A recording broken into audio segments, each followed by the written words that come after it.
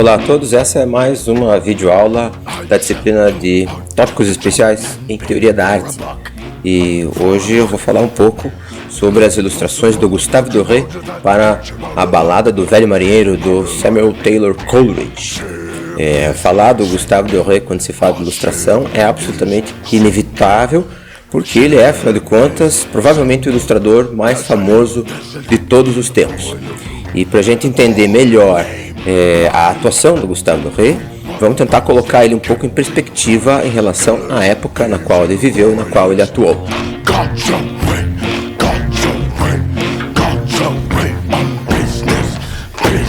Então, em primeiro lugar, algumas notas biográficas. Gustave Doré nasce em 1832 em Estrasburgo e morre em 1883 em Paris. Vejam que ele tem uma formação quase que totalmente autodidata e começa a trabalhar já aos 15 anos como caricaturista no Journal pour Rire.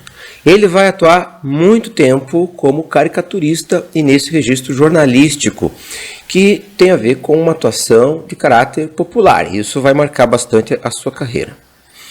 Já em 1851, ele vai realizar cerca de uma centena de ilustrações para as obras de François Rabelais. François Rabelais é um escritor muito importante dentro da literatura francesa. Ele é um cara que escreve mais ou menos no final do Renascimento e suas obras têm um caráter satírico. São trabalhos realmente muito engraçados, onde o Gustave Doré vai ter oportunidade de exercer a sua verve de caricaturista do desenho de características fantásticas, de características cômicas, que tem muito a ver com a sua atuação nos jornais como caricaturista. Já em 1852 vai ilustrar uma obra chamada O Judeu Errante, que é um poema musicado de um autor chamado Pierre Dupont. O Judeu Errante é uma lenda bastante antiga, né, que vai ter um tratamento artístico e poético por esse autor, o Pierre Dupont. O que é importante é que ele vai, nesse conjunto de ilustrações, empregar a xilogravura de topo, que em francês eles vão chamar de gravure détente. Por que é chamada gravure détente? Porque vai ser um tipo de gravura que, por suas características tonais, vai tentar reproduzir, de certa forma, as tonalidades, as passagens graduais dos tons da pintura. Para fazer isso, ele vai formar a sua própria equipe de gravadores. Então, vejam, o Gustave Doré não trabalhava sozinho. Ele desenhava sobre as matrizes e orientava, conduzia e dirigia uma equipe de gravadores que executava aquilo em conjunto. Senão seria impossível para uma pessoa só fazer o incrível volume de trabalho que ele criou. A partir de então, ele vai ilustrar uma série de obras de grande valor literário, obras que são parte do cânone literário internacional. Quando eu falo cânone, eu estou querendo dizer as obras que são consideradas aquelas mais importantes.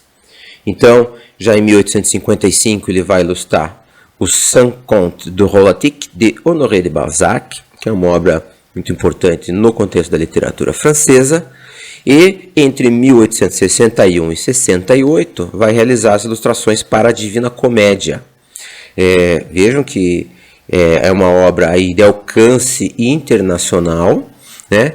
E ele vai, inclusive, pelo menos na primeira publicação, que era apenas a parte do Inferno, ele vai bancar pessoalmente essa publicação, ele que vai pagar pela publicação, já que os editores não queriam. Em 1862 ilustra os contos de Perrault, que são contos de fadas. Novamente, vejam como ele retorna sempre a esses temas da fantasia, a esses temas em que ele pode exercer a sua verve mais fantástica. Em 63 ilustra o Quixote do Cervantes. E já desde 63 ele participa das exposições da Sociedade Nacional de Belas Artes da França, onde ele vai receber sempre poucos prêmios. Esse vai ser um grande fator de frustração do Gustave Doré. Os seus principais biógrafos sempre vão colocar em destaque o fato de que ele se sentia injustiçado. Vejam, como ele era um artista autodidata, ele não era muito bem considerado dentro do contexto oficial das artes plásticas. Ele era considerado um artista mais ligado a esse registro popular e, digamos assim, um artista de segunda linha. Então, por mais que ele fizesse sucesso enquanto ilustrador, enquanto pintor, ele não era muito bem reconhecido. Em 1866 ele lança a sua Bíblia Ilustrada, que é uma obra monumental que vai fazer grande sucesso, especialmente na Inglaterra. Em 1867 ilustra Os Trabalhadores do Mar, do Victor Hugo, e esse é um trabalho importante porque demonstra a sua inserção nesse contexto romântico. Gustave Doré sempre será um artista de caráter romântico e bastante eclético. A formação dele como autodidata envolveu várias visitas ao Louvre, da onde ele vai captar modelos que vêm principalmente do Renascimento e do Barroco e vai relê-los em uma gramática, em uma linguagem que tem a ver com esse período que é o período do segundo romantismo francês, de características bastante ecléticas. Em 1869 ele vai abrir em Londres a Doré Gallery. Isso é um dado muito interessante porque ele fazia sucesso como pintor em Londres, mas não em Paris. Então ele vai estender os seus negócios para a Inglaterra, onde ele vai ter mais sucesso. E isso implica em que ele passe a ilustrar também mais obras da literatura inglesa. Em 1862 ele publica London a Pilgrimage, que era uma obra que é uma espécie de viagem ilustrada através da cidade de Londres. Em 74 ilustra O Paraíso Perdido, que é o grande clássico da literatura inglesa, pelo John Milton. E em 1876 vai publicar então A Rima do Velho Marinheiro, que é o livro que agora nos interessa. Esse então é o frontispício dessa edição da Rima do Antigo Marinheiro, com as ilustrações de Gustave Doré. E essa primeira imagem, interessante observar que ela é uma imagem retirada de uma outra gravura do conjunto das ilustrações, o que é um elemento bastante comum quando a gente fala de ilustração literária. Vai ser comum que os editores usem pedaços, alguns elementos das ilustrações e coloquem então na abertura. E aqui o tema é o tema do navio chegando nessa região inóspita, na região gelada para onde o barco será impelido. Eu chamo essas ilustrações de início ou de final de livro de ilustrações peritextuais, porque são ilustrações que ficam nos limites do texto, digamos, ou no começo ou no fim. E geralmente elas tentam dar esse clima ou alguma pista para o leitor daquilo que vai acontecer dentro do livro e, de certa forma, elas determinam também caminhos e direções de leitura. Então você às vezes vai ter um livro que tem uma ilustração que aponta para uma interpretação do livro mais voltada para o elemento psicológico ou para o elemento aventuroso, digamos assim. E nesse caso, o que a imagem coloca em destaque é essa questão da navegação, da viagem, que é um dos elementos presentes efetivamente no poema. Nessa edição, o texto precede as imagens, então você leria primeiro o texto inteiro, indo pela ordem normal das páginas, e depois vem as ilustrações. Então é como se o Gustave Doré recontasse a história através de imagens. Tem algumas pequenas legendas embaixo que criam uma associação entre a imagem e o texto, porém essas legendas de ilustração sempre devem ser observadas com certo cuidado, porque muitas vezes não é o ilustrador que escolhe a frase. Então eu já encontrei livros em que a legenda, o extrato do texto literário que é colocado junto com a imagem não corresponde exatamente à imagem ali colocada. Não é muito o caso dessa edição, mas é um fator que vale a pena estar atento. Então, dá-se início à narrativa com a abertura do poema em que se diz: eis um antigo marinheiro e ele para um de três. Pela barba branca, o olho em brasa, por que é que me detens? Esta frase aqui é uma frase do conviva, do convidado do casamento, que responde a esse olhar, Vejam que o Doré vai efetivamente destacar esse olhar fixo do antigo marinheiro, e a composição como um todo é uma composição desequilibrada, então ele joga essa diagonal para distribuir os personagens, o que introduz essa situação de instabilidade nesse início da narrativa. O ilustrador também coloca elementos a mais. Não se fala em nenhum momento do poema de um outro convidado, esse sujeito aqui que sai correndo, meio amedrontado pela figura do velho marinheiro. Então o ilustrador sempre está adicionando alguma coisa àquilo que ele está então recontando em relação ao texto literário. E aqui a gente vê o convidado em situação de submissão, No poema fala-se, né, que o convidado escuta feito uma criança. O marinheiro segura ele e vejam o quanto é importante nessa situação não apenas a expressão corporal, mas também o vestuário do velho marinheiro. Essas vestes rasgadas, né, esse aspecto todo meio de mendigo, é algo que é empregado para criar essa situação de quase ameaça, né, feita pelo marinheiro sobre o convidado. E ao fundo acontece a festa. Então há um contraste entre a festa feliz, esse mundo da vida, esse mundo de uma certa normalidade, que é interrompido por este conjunto, interrompido pela figura do velho marinheiro. E o Duré insiste ainda, né, na representação desse mundo da vida, desse mundo da, digamos, normalidade, dos festejos do casamento. O poeta refere-se, né, a esse casamento que está acontecendo, com o qual vai contrastar muito tudo aquilo que o marinheiro vai contar. Vejam que a composição é uma composição bem mais equilibrada. Então ele joga aqui numa perspectiva, né, os personagens agrupados com variações de um lado ao outro, com vários elementos anedóticos, uma criança que olha para cima segurando uma grinalda, os jovens cantores aqui embaixo, músicos, instrumentos musicais, donzelas aqui embevecidas com o casamento, e tudo isso disposto de maneira equilibrada. Então há uma certa simetria relativa de um lado a outro de toda a composição, o que vai contrastar com o desequilíbrio e a ameaça desse ambiente inóspito do mar bravio que vai ser narrado pelo velho marinheiro. Então ele vai criar aqui nessa lindíssima composição, no meio dessas ondas, então o barco totalmente desequilibrado em diagonal, faz-se uma referência, né, ao barco, né, virado, como diz no poema, proa imersa e mastros de viés, ou seja, mastros de lado, sendo impelido então pela tormenta, pelo vento da tormenta que vai impulsionar o barco para o sul.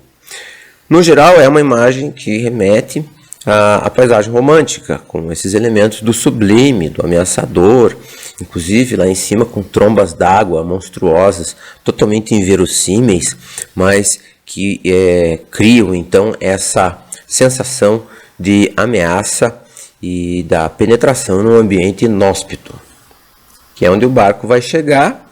Então, né, fala-se no poema, chegaram juntas névoa, neve, e a aragem ficou álgida, ou seja, gelada. Flutuavam altas como mastro geleiras esmeralda. Então eles estão penetrando aqui nesse mundo do gelo, nesse mundo do frio, habitado por ursos polares, e o que é admirado então pelos marinheiros aqui nesse barco quase que congelado. No conjunto é muito impressionante a realização gráfica dessa gravura por esse uso muito criativo do claro escuro, com esses pequenos pontos brancos, então, que criam todo esse clima.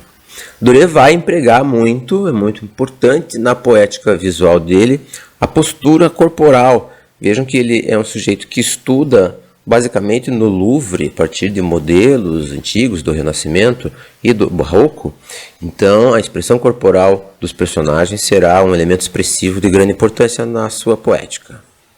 E aqui, então, situando o navio em meio a uma paisagem grandiosa e dispondo tudo isso numa composição simétrica, ele faz contrastar. Observem a presença desse navio, que é quase uma assombração no meio da composição inteira, com a paisagem grandiosa das geleiras, como diz no poema, brancos penhascos com borrascas deitavam luz sinistra. Gente e animais não vemos mais, só mesmo o gelo à vista. Gelo de um lado, gelo de outro, gelo num amplo raio. Ringiu, chorou, rugiu, rachou, os ruídos num desmaio. E aqui, no meio desse contexto totalmente inóspito, aparece então a figura do albatroz. E um albatroz passou por nós, surgiu da cerração. Por Deus, nós todos o saudamos, como a alma de um cristão. Então, o albatroz estabelece uma espécie de ligação entre esse navio que chega nesse lugar inóspito e essa natureza. E essa ligação na imagem é expressa pela presença de um arco-íris, desse halo que aparece lá em cima, o qual não é referido no poema. E vejam, Doré aproveita esse trecho do poema em que fala-se, né, que por Deus nós todos os saudamos como a alma de um cristão, para introduzir um elemento aqui que cria uma relação intertextual com a Bíblia.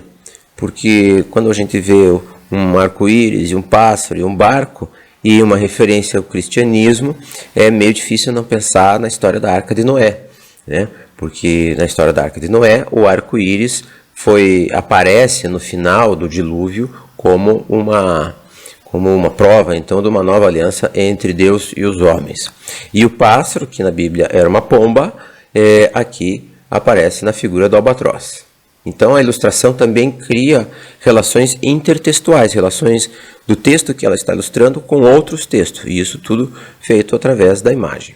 E aqui os marinheiros aparecem felizes, então, observando o albatroz, que é considerado uma ave benfazeja, uma ave que traz sorte para eles. Tá? E, de novo, a expressão corporal, observem os gestos mais suaves, esse marinheiro encostado aqui confortavelmente, eles todos com expressões felizes, dando risada, com a figura então do albatroz no primeiro plano. É muito notável como ele manipula, aliás, os diferentes planos da imagem. Então a gente tem aqui parte do encordoamento do navio, o albatroz, daí ele coloca todas as outras figuras aqui num registro mais claro e novamente trabalhando com a tonalidade joga outros aqui de forma mais escura. Vejam que ele já sugere, desde esse momento, que o albatroz será abatido pelo velho marinheiro, pois já se coloca no canto esquerdo uma figura que segura a balestra, segura a besta com que o albatroz será abatido. Então é como se o velho marinheiro já estivesse planejando matar o albatroz, o que não é referido no poema. Isso no contexto das imagens, considerando a passagem de uma imagem para outra, vai criando relações de continuidade de uma imagem com a outra. Então, as imagens elas também constroem a sua própria narrativa através dessas conexões que são criadas entre as figuras de uma ilustração individual para outra ilustração. E com essa ilustração, Gustave Doré faz representar o crime cometido pelo velho marinheiro. No poema, o convidado é que fala para o marinheiro: Deus te proteja, marinheiro, de teu demônio atroz. Que angústia é esta? Então ele olha para o marinheiro, vê ele com uma expressão de angústia, né, e pergunta: que angústia é essa? Ao que o velho marinheiro responde: com a balestra abati o albatroz. E é interessante porque ele não dá em nenhum momento nenhuma razão para isso. Ele simplesmente matou o albatroz porque quis matá-lo, né? Não há nenhuma explicação. E o Gustave Doré opta por colocar isso na imagem sem nenhuma figura humana. Então o marinheiro não aparece a sua arma, a gente vê a flecha voando, uma flecha meio abstrata, né? Quase um símbolo mesmo visual, que vai abater então o albatroz em voo. É interessante também como a proa do navio aqui aparece, né? Com uma vela enrolada, os encordoamentos, com gelo pendurado, quase como se ele penetrasse, como se quebrasse o gelo, mostrando então o navio como uma espécie de intruso nesse ambiente. Então há uma espécie de comparação visual entre a flecha que vai atingir o albatroz e a proa do navio que vai quebrar, digamos assim, esse gelo que está pela frente. O fato dele não colocar nenhuma figura humana, nenhuma ação humana aqui, faz dessa imagem quase que um esquema, quase que um diagrama dessa morte injusta e injustificada do albatroz. E essa morte injusta e injustificada será punida de maneira também bastante desproporcional com os acontecimentos sobrenaturais que sobrevirão a seguir. E ele percebe então que fez algo ruim, né? Então, na narrativa, prossegue-se dizendo que eu fiz algo infernal que traz desgraça e que horroriza. Todos gritavam: mataste a ave que fez bulir a brisa. Ah, miserável, matar a ave que fez bulir a brisa. Porque afinal de contas a ave tinha trazido o vento sul, né? Ou seja, o vento que vem do sul e os levaria de volta para o norte, para longe do Polo Sul. E A composição, essa é uma das imagens mais conhecidas das ilustrações para a balada do Velho Marinheiro, do Gustave Doré, coloca ele pendurado nessa posição totalmente instável, com o mastro enviesado, e aqui um dos outros elementos do madeirame do navio fazendo um ângulo agudo, né, e ao fundo o mar já tempestuoso, já em movimento, e ele pendurado aqui, mais ou menos numa postura que nos lembra uma postura de um Cristo crucificado. Então essas referências ao cristianismo, não ao cristianismo, digamos, dogmático, mas a elementos poéticos que vêm do cristianismo vão perpassar tanto o poema quanto também as ilustrações. O resultado, então, da morte do albatroz será o fato de que o barco chegará numa região de calmaria, onde eles ficam sem água e sem recursos. E aqui a gente tem uma imagem de todos os personagens, todos os marinheiros deitados, caídos no convés do navio, em várias atitudes que denotam sofrimento físico. Aqui é uma oportunidade para o Gustave Doré colocar os vários personagens em diversas posturas corporais, alguns em posição fetal, outros apoiados uns sobre os outros em escorços mais complexos, de mais difícil execução, e outros mais dramáticos. Essa dramaticidade nas posturas é algo que dá a tônica para essas ilustrações do Gustave Doré. Alguns autores vão ler, inclusive, nessas posturas, uma interpretação algo melodramática do poema.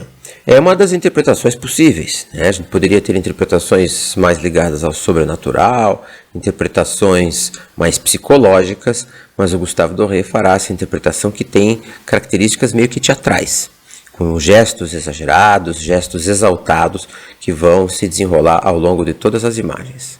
O elemento do sobrenatural, porém, começa a aparecer, né, na medida em que o poema também vai apresentando esses elementos. Então o poema diz: o fundo apodreceu, ó Deus, ver tudo o que nós vimos, seres viscosos pateavam no mar de visco e limo. O ambiente em que o navio se encontra se torna tão parado, tão estático, que até mesmo o fundo do navio e o fundo do mar apodrece. Esse ambiente regido pela morte vai assistir ao surgimento de fogos fátuos. Então no poema diz: a roda, em vira-volta, fogos mortais dançavam de noite, e a água, óleo de bruxa, ardia azul, verde, alva. E Gustave Doré representa esses fogos fátuos através de figuras humanas, no caso aqui figuras femininas, que têm um foguinho ou luzes na cabeça e que se misturam à água. Esses seres aquáticos é que vão acompanhar então o navio. Vejam que vai aparecer uma figura quase como um anjo, porém a figura de um anjo caído. Um anjo com asas de morcego, denotando a sua associação com a morte, com o infernal, e que acena meio que de maneira distante aos marinheiros que estão aqui no barco. É um gesto bem teatral, né? É um gesto que é uma escolha do ilustrador e tem uma relação mais tênue com o poema, mas vai criando então um universo visual próprio, que é o universo da ilustração. É um derivado do poema, mas é um universo visual que existe apenas na ilustração, já que no poema esses fogos fátuos não são personalizados, eles não são representados como pessoas, né? Não são representados como esses seres que são meio que feitos de água, meio que feitos de fogo. E ao representar o fundo do navio e o fundo do mar, Gustave Doré inclui também vários outros elementos que não estão explicitamente referidos no poema. Então a gente tem aqui cadáveres, veja, corpos, né, que estão no fundo do mar, pedaços de naufrágio, tudo isso não é referido no poema. Temos seres viscosos, né, temos aqui alguns peixes e um polvo, referência que tinha no trecho anterior do poema aos seres que habitam o fundo, e principalmente temos a presença de um espírito aquático que aparece aqui embaixo e que é referido no poema como esse espírito que os persegue desde o Polo Sul por conta do crime cometido pelo marinheiro. Então no poema diz: em sonhos viram qual espírito? espezinhava-os, ou seja, perseguia-os, desprezava-os. Veio do abismo a 9 braças, país da neve e do nevoeiro.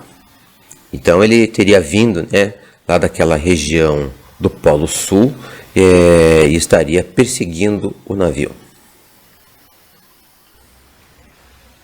No meio da calmaria, então, aparece um objeto distante no horizonte. No início semelhava um ponto, depois um nevoeiro. Andou, andou e tomou forma, estável, pude ver. Um ponto nevoeiro forma, e veio esquivo, como se ante um espírito da água, a arfar, bordear e por davante. Doré dispõe as figuras humanas aqui em atitudes bastante variadas. É notável como a variação das emoções, das reações, é algo que é importante para a sua poética. Então aqui desesperados, em dúvida, outros rezando, as figuras aqui meio que torcidas, encarapitadas na proa do navio, e o próprio velho marinheiro vão criar então esse clima das reações possíveis ante aquele objeto que apenas se desenha no horizonte sem poder ser muito bem definido. E nesse objeto, nesse barco, estão presentes esses personagens mitológicos, então, que Coleridge coloca no poema. E a mulher é a tripulação, e aquele morte, a 2, então, morte e ela formam par, boca vermelha, olhar fatal, cabelo ouro amarelo, tez branco lepra, o sonho mau da vida em morte era ela, mal que engrossa o sangue e gela. A carcaça acostou, jogavam dado os dois. E ela, o jogo termina aqui, venci, venci. 3 silvos, solta ela logo. Então esses 2 personagens estão jogando dados. E quem vence é esse personagem da vida em morte. Essa mulher, então, que está aqui ajoelhada, tendo os dados à sua mão. Os 2 personagens são colocados em meio a um navio meio destruído, meio que em ruínas, com uma figura meio que monumental da morte que se destaca no meio da composição, como essa sombra cadavérica e escura. E mais ativa é a vida em morte, essa figura feminina que alegremente coloca as mãos aqui próximo aos dados. Após a passagem do barco fantasmagórico que carrega as figuras da morte e da vida em morte, todos os marinheiros do barco caem mortos, com exceção do velho marinheiro. Cada um, a lua com a escolta do astro, sem ais, sem suspirar, volveu meu rosto com horror e maldição no olhar. 4 vezes 50 vivos, sem ai, suspiro algum, num baque enorme, massa informe, tombaram um por um. E aqui o velho marinheiro aparece com o albatroz, que foi pendurado ao seu pescoço, à maneira de uma cruz, como punição pelo seu crime, em meio aos cadáveres que estão ali caindo, e vários deles se voltam para o seu rosto.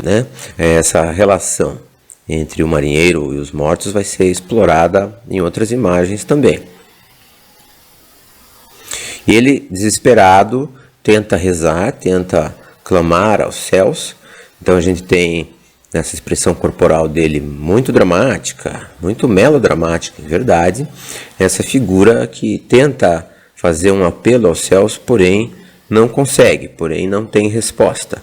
Então, Doré coloca essas figuras meio que espectrais, que a gente pode entender ou como as almas dos marinheiros que estão partindo, porque no poema há referência a essas almas que partem, que saem e saem voando mais ou menos como a flecha que ele desferiu, ou como as figuras dos santos que fazem silêncio diante das suas preces, da sua tentativa de prece, porque na verdade ele diz que não consegue rezar. E ele olha então para o mar, mirei o mar com as águas podres, depois olhei à volta. E aqui trata-se de uma grande liberdade do ilustrador, porque a gente tem a figura solitária do velho marinheiro que olha para o mar, e o mar está habitado por várias figuras que se misturam à água. Esse é um dos aspectos mais importantes da arte do Gustave Doré, que é a sua habilidade de criar os mais variados tipos de seres mitológicos, que nesse caso aparecem misturados ao próprio elemento da água. Então são figuras meio que de anjos caídos, o que torna esse oceano uma espécie de representação do inferno. Ele é um inferno aquático, esse inferno da solidão e do abandono, de um marinheiro colocado aqui no alto dessa grande construção humana que é o navio, diante de uma natureza na qual se manifestam os elementos sobrenaturais.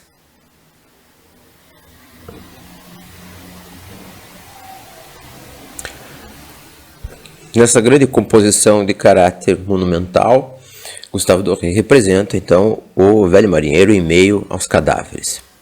Verti um suor frio do corpo, sem fedor nem decomposto. O olhar que me lançaram nunca passara do meu rosto. Ou seja, o olhar deles nunca sai do rosto dele. Praga de um órfão põe ao alto o espírito a perder. Mas, pior do que aquela é o olho de um morto a maldizer. Eu o vi 7 dias e noites, mas sem poder morrer. Gustave Doré dispõe ao redor do marinheiro, numa grande composição simétrica, a figura de todos esses marinheiros macabros, mortos, dos quais podemos ver os olhos iluminados, os olhos claros, que observam a figura do marinheiro. Note-se que a composição simétrica é aqui usada num sentido completamente diferente daquela imagem do casamento. Lá era uma imagem de harmonia, uma imagem da vida, uma imagem ligada a esse cotidiano do casamento, do amor. Aqui trata-se do marinheiro totalmente isolado, porque ele é o único vivo em meio a todos esses mortos. E com a composição simétrica ele obtém esse efeito de grandiosidade e esse efeito de um momento crucial dentro da história, que é o marinheiro pagando pelos seus pecados, pagando pelo crime que ele cometeu em matar o albatroz. Essa é outra ilustração que, de certa forma, se afasta um pouco do texto literário. Então, no texto nós lemos: mais além da sombra do barco, vi cobras d'água, ariscas, em raias de alvura fosfórica, se erguiam e a luz fantasmagórica tombava em brancas faíscas. Ditosos seres, sua beleza não há como aclamar. Fonte de amor jorrou-me da alma, bendice-o sem notar. Meu anjo teve dó de mim, bendice-o sem notar. Pude rezar no mesmo instante, e a ave a se soltar de mim, tomou tal como o chumbo e mergulhou no mar. Então, nessa sequência, o que acontece é que a postura do marinheiro diante desses seres marinhos se modifica. Ele passa a ver beleza nesses seres. E a partir desse momento a sorte dele começa a mudar, começa a se transformar. E o que nós vemos na ilustração? É o marinheiro que volta o seu olhar para nós espectadores, para nós leitores. E ele está ali com o albatroz ainda pendurado ao pescoço. Ele olha para nós com uma expressão desanimada, uma expressão cansada, e parece pouco se importar com os seres do mar que estão na seção direita, da composição, e que são monstros marinhos. Doré não faz eles como seres bonitos, como seres agradáveis ao olhar. E o próprio ponto de vista é colocado como se a gente estivesse flutuando meio que ao lado do navio. Então, ele ao mesmo tempo que distancia o olhar do espectador, ele cria uma conexão através do olhar do velho marinheiro para nós espectadores. E em seguida o que acontece é que ele cai no sono e depois do sono vem a chuva. E a chuva é um sinal dessa intervenção benfazeja dos céus. Então no poema se diz: ó o sono amado de um polo ao outro, coisa que nos acalma. Graças a Maria em seu trono, enviou do céu o doce sono que insinuou-me em minha alma. E um pouquinho mais para frente se diz: rugiu forte o vento vindo e uivo de juncos veio das velas. Da nuvem turva jorrou chuva, a lua junto dela. E ele junta nessa imagem esses diferentes momentos. O momento do sono, em que ele dorme, e aqui até os outros marinheiros que estão, na verdade, mortos parecem estar dormindo também, com o momento da chuva. E o Doré faz povoar esta chuva de seres mitológicos. Então ele coloca essas figuras meio que transparentes que vêm, como que em socorro do velho marinheiro, dotadas de asas de inseto. Então ele pega isso, que eu imagino que seja do vocabulário de formas da ilustração infantil, da ilustração de contos de fadas. E outro elemento que é um dado a mais na ilustração é a presença da pomba. Então tem uma pomba aqui em cima, tem outra pomba aqui embaixo, que são elementos que não são referidos no texto.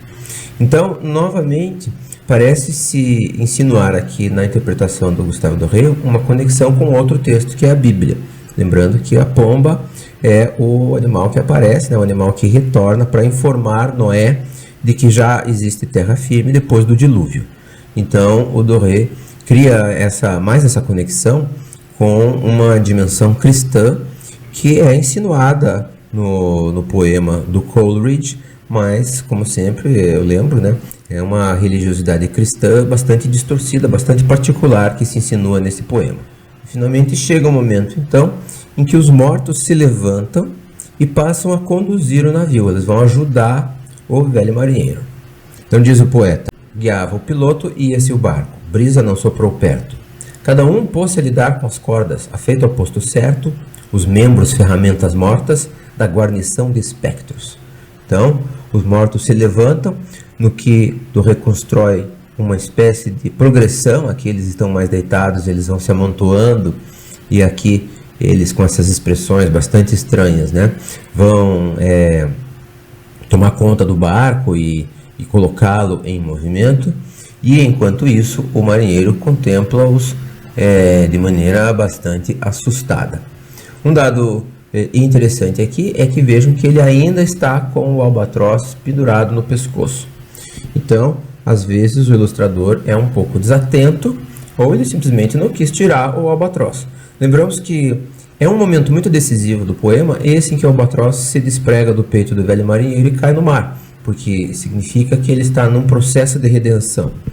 E o ilustrador aqui ou optou por não tirar o albatroz, que tinha caído, ou foi uma distração. Isso é algo que também acontece na ilustração literária. E então o barco começa a se colocar em movimento. Como diz na poesia: foi viagem branda até meio-dia, sem brisa bafejante. Lenta e leve ia a nave, o fundo é que a impelia adiante. Então, é como se o navio estivesse sendo levado pelas águas. O fundo empurra o barco para frente. E sob a quilha, a 9 braças, no país da névoa e da neve, seguia o espírito. Por ele é que a nave ia leve. Meio-dia, contudo, as velas mudas, a nave se deteve. Doré faz povoar o oceano de uma série de figuras que, no fundo, pouca relação possuem com o texto do poema. Fala-se desse espírito da névoa e da neve, era aquele que tinha aparecido na ilustração anterior. Essas outras figuras benfazejas, que são como fadas ou como entidades aéreas, não estão presentes necessariamente no poema. Então, o ilustrador interpreta e vai criando esse outro universo visual, que é um universo próprio. Ele é um derivado do texto literário, mas ele não é um servo, não tem uma posição servil com relação ao texto literário. Em outras palavras, o ilustrador inventa um monte de coisa e coloca isso na imagem, e não deixa de ser uma interpretação do poema, mas ele toma, sim, várias liberdades. Outro aspecto que eu destacaria nessa imagem é o uso da simetria compositiva. Em vários momentos nós vamos ter essa simetria com diferentes efeitos. Aqui é um efeito de colocar em primeiro plano essas figuras do sobrenatural, do mágico, que impulsionam o navio ao fundo. Em outros momentos tratava-se de representar o mundo normal, o mundo do amor, o mundo da vida, como a cena do casamento. E em outro muito contrastante era aquela cena em que estão todos os mortos empilhados no navio e o marinheiro está isolado no meio deles. Aqui também se trata de uma estratégia narrativa do ilustrador, porque a essa imagem se sucede essa imagem que é bastante instável, caracterizada por uma assimetria bastante notável, com essa diagonal descendente muito forte que conduz à composição, e refere-se a um momento que vem depois daquela relativa calma que estava sendo narrada antes, e de repente o navio ele passa por uma espécie de tranco. Então prossegue o poema imediatamente depois do trecho anterior. O sol, a prumo sobre o mastro, cravou-a no mar. Minutos depois ela buliu com impulso tenso abrupto. a ir vir num raio de meio casco com impulso tenso abrupto. Como um corcel que escarva solto, deu um salto de repente. O sangue me subiu à fronte e caí inconsciente. O barco ele dá um pulo, como se fosse um coice de um cavalo, ou seja, de um corcel. E aqui o marinheiro cai desmaiado mais uma vez em meio a essa cena tumultuosa, dominada pelos elementos que a gente já não sabe se é nuvem ou se é água. Essa desmaterialização do ambiente também se comunica com essa atmosfera irreal e fantástica do poema como um todo. Quando eles estão voltando, os mortos eles voltam a ser mortos, e de cada um deles sai um serafim. Então diz no poema: cada um jazia, morto jazia, em cada um pela cruz pousara um homem serafim, um homem todo luz. Cada um do bando ia acenando, visão do céu, lanternas, a terra davam seus sinais, todos luzinhas eternas. Então o que acontece é que os serafins que tinham encarnado naqueles marinheiros mortos, eles partem nessa visão angelical, numa composição bem tipicamente barroca.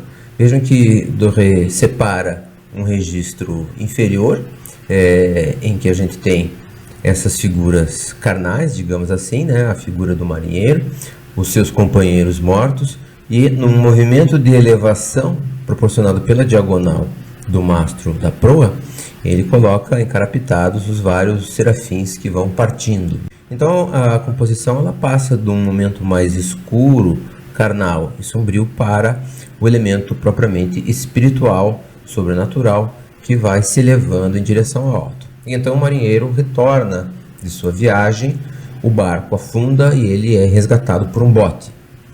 Isso é narrado no poema da seguinte maneira: chegou-se o bote junto ao barco, sem voz não me mexi. Chegou-se o bote sob o barco e ouviu-se um som dali.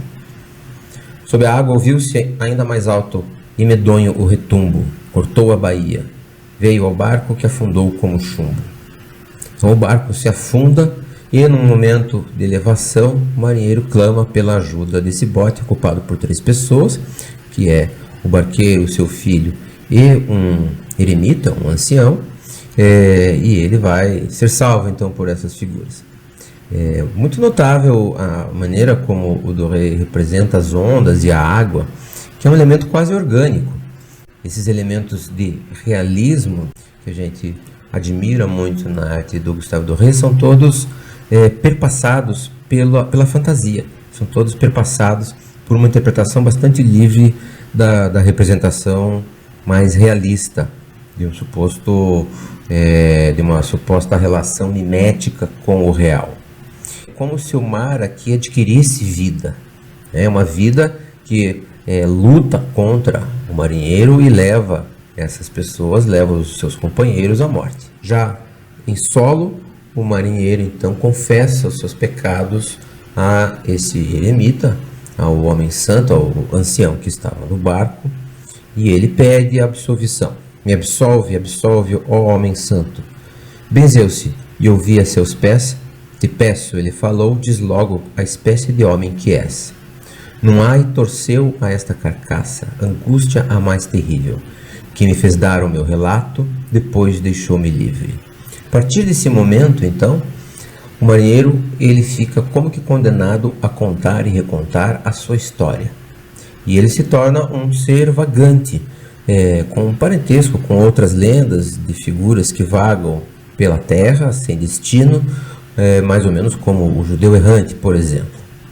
E os versos finais do poema são dedicados a explicar essa condição do marinheiro. Desde esse dia, em hora incerta, volta essa angústia extrema. E se não conto a história horrível, o coração me queima. Ele se torna essa figura condenada a vagar pela terra, contando a sua história para cada pessoa a quem ele acha necessário. Essa cena é interessante porque extrapola bastante aquilo que está no poema. Não se fala que ele conta a um lenhador, não se fala das pessoas exatamente para quem ele deve contar essa história. E ele vem aqui como uma espécie de emissário que sai da escuridão, para surpreender a figura do lenhador. Essa é uma imagem que me lembra muito uma ilustração do Gustave Doré para a Divina Comédia, no momento em que o Dante está perdido na floresta escura, e bem no comecinho do poema, e ele encontra o Virgílio e começa então a sua narrativa. O personagem aqui é apresentado como um arauto, né? Ele vem falando e o Doré muito habilmente trabalha a imagem, né? No meio da massa escura do marinheiro se destacam os seus olhos, que parecem acender no escuro, que são os olhos em brasa que são referidos no poema. Então a ilustração ela sempre faz esse movimento, né? De aproximar-se do texto e afastar-se do texto simultaneamente. Toda versão, toda adaptação de uma obra literária vai ter essas características. Muito embora eu sempre diga que ilustração não é exatamente uma adaptação, ela divide com as adaptações cinematográficas, por exemplo, essas características de afastamento e aproximação com o texto fonte, com o texto original. E ele prossegue: cruzo qual noite o mundo, estranho poder me anima a fala, ao ver um rosto seu nessa hora, que é alguém que deve ouvir a história, a esse homem vou ensiná-la. Então ele vai propagando a palavra, vai contando essa história aos mais variados tipos humanos e chegando finalmente ao convidado do casamento. Essa é a cena final, então, em que no poema refere-se o seguinte: adeus, adeus conviva, e ao meu alerta considera, só reza bem quem ama bem, seja homem, ave ou fera. Pois reza bem quem ama bem, o mínimo e o grandioso, o Deus bendito, ele nos ama, fez e ama cada coisa. O marinheiro, olhar que brilha, barba prateada agora se foi, e eis que o conviva às núpcias voltou da porta em fora. Seguiu como homem aturdido, entregue à letargia, e ele acordou mais triste e mais maduro no outro dia. É com essa expressão desanimada e cansada que o marinheiro prossegue a sua jornada, contando essa história para várias pessoas, e nesse sentido ele é um pouco como o escritor. O escritor é que replica, o poeta que replica essa história do marinheiro, fazendo o papel ele mesmo desse personagem que ele criou através do seu poema. Então ele coloca nesse primeiro plano o marinheiro, um cão, que é uma adição anedótica ao texto, porque no texto não se refere nenhum cão. O cão geralmente na pintura, principalmente na pintura clássica, na pintura renascentista, aparece como um símbolo da fidelidade, e aqui, de certa forma, dá um tom realista, dá um tom anedótico para essa cena, em que a gente tem a figura, então, de um velho, meio que um mendigo, que se afasta da cidade, prossegue no seu caminho, deixa para trás o convidado, como diz no poema, mais triste e mais maduro, e deixa para trás também aquele mundo do casamento referido por essas figuras muito discretamente aqui colocadas, figuras bem vestidas com as suas vestes medievais, e que continuam então a sua vida. E a advertência que ele faz no texto é uma advertência surpreendente para um texto que é do final do século XVIII, em que ele afirma a necessidade de amar a todos os seres, amar tanto os homens, tanto as pessoas, quanto os animais, ave ou fera. Então, reza bem quem ama bem, o mínimo e o grandioso. Aqui refere-se a uma noção de que Deus está presente tanto nas coisas pequenas como nas coisas grandes.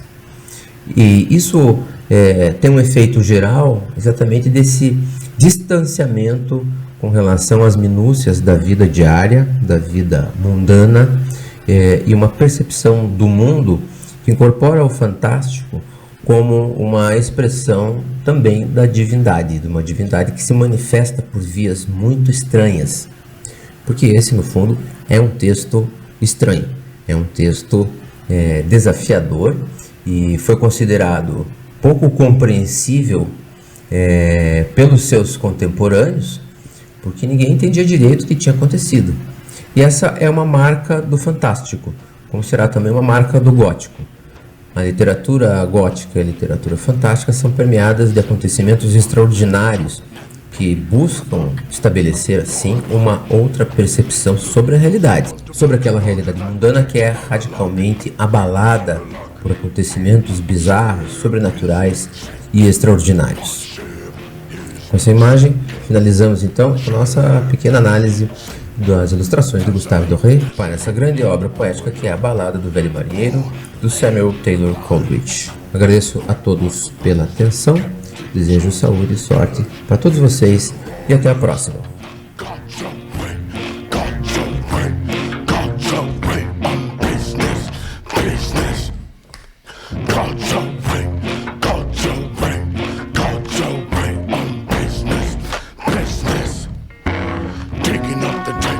Shovel and the pick, it's a job, it's a job.